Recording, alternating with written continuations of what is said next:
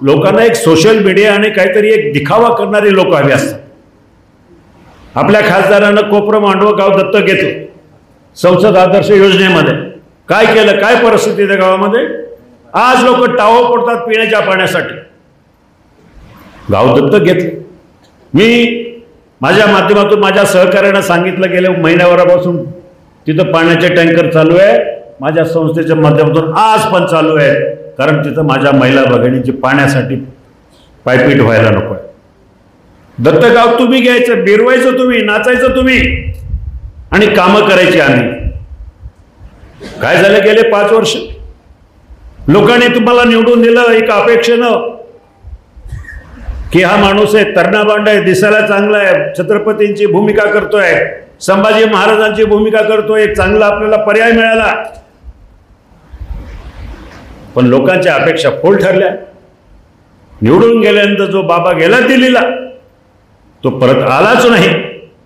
कुठल्याही गावात आला नाही, कुठे निधी टाकला नाही आणि जवळजवळ 80% निधी परत जाणारा भारताच्या लोकशाहीतील, भारताच्या लोकसभेच्या इतिहासातील हा पहिला खासदार असेल की ज्याचा 80% निधी परत घ्या. माजी खासदार पुन्हा एकदा विषयांतर करण्याचा प्रयत्न करतात. माजी खासदारांनी काल एक आव्हान दिलं होतं. आज या संदर्भामध्ये लवकरच मी पुरावे देईन असंही सांगितलंय आणि त्यांनी आव्हान दिलंय की या संदर्भात जर पुरावे आले तर ते उमेदवारी मागे घेतील किंवा ते निवडणूक रिंगणातून बाहेर पडतील. त्यांनी आधी बाहेर पडण्याची तयारी करावी, कारण त्यांना सुद्धा ठाऊक आहे की आपल्या कंपनीचं उखळ पांढरं व्हावं म्हणून त्यांनी काय प्रश्न विचारलेत, किती प्रश्न विचारलेत हे त्यांना सुद्धा ठाऊक आहे. राहता राहिला दुसरा मुद्दा 80% निधी परत गेल्याचं. तर माजी खासदारांनी कृपया डीपीओनी, डिस्ट्रिक्ट प्लॅनिंग ऑफिसरने दिलेलं स्वतःचं पत्र बघावं. उलट माजी खासदारांना जो 3.5 कोटी रुपयांचा निधी वापरता आला नव्हता, माझा खासदार निधी वापरून तोही 3.5 कोटी रुपयांचा निधी मी मतदारसंघासाठी वापरलेला आहे. त्यामुळे माजी खासदारांनी कुठेतरी पुरावे घेऊन बोलावं. आणि मग आता मी माजी खासदारांना हेच आव्हान देतो, 80% निधी परत गेला हे जर खोटं असेल तर माजी खासदारांनी जाहीर माफी मागावी. ही जनतेची ते दिशाभूल करतायत आणि मग त्यांनी निवडणुकीच्या रिंगणातून बाहेर पडावं का, हा त्यांनी स्वतःला प्रश्न विचारावा. आपलं वय काय, आपण कशा पद्धतीनं खोटे नाटे आरोप करतो आणि राजकारणाची पातळी आपण कुठे घेऊन चाललो याचा एक सारासार विचार होणं गरजेचं आहे. ही देशाची निवडणूक आहे आणि देशाच्या निवडणुकीसमोरचे कांदा निर्यातीवर आपण काय बोलता आहात याची तर माहिती असावी. कालही त्यांनी विधान केलं की कांदा निर्याती संदर्भात 99,000 टन कांद्याला निर्यातीला परवानगी मिळाली.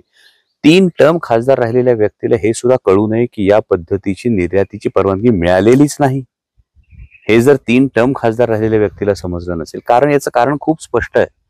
कारण जेव्हा जनतेने संधी दिली होती तेव्हा स्वतःच्या कंपनीचं उखळ पांढरं करण्याच्याच ते मागे लागले होते. त्यामुळे शेतकऱ्यांचे प्रश्न काय मांडायचे आणि निर्यातीला परवानगी कधी मिळते याची सुद्धा जर माहिती नसेल, हे ते त्यांच्या जे काही वक्तव्य करतात त्यातून ते दाखवून देतात. याचं एकच संकेत दिसतात की ती निवडणूक त्यांच्या हातातून गेलेली आहे. असा माणूस सैरवैर का होतो?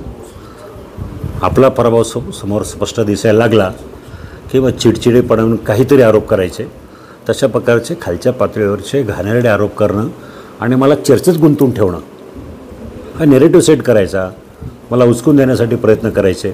पण आता आम्ही सगळ्यांनी ठरवलं आहे त्यांनी काही आरोप करो त्याच्याकडे दुर्लक्ष करायचं. जे आरोप करायचे होते ते गेले 5 वर्ष का नाही केले, वर्षभरापूर्वी का नाही केले? तर त्यांना हे माहिती आहे की आपल्या आरोपात तथ्याने अर्धसत्य बोलायचं, लोकांची दिशाभूल करायची आणि जनतेपुढे दाखवायचं की हा माणूस उत्तरच देत नाही, बोलायचंच नाही काही.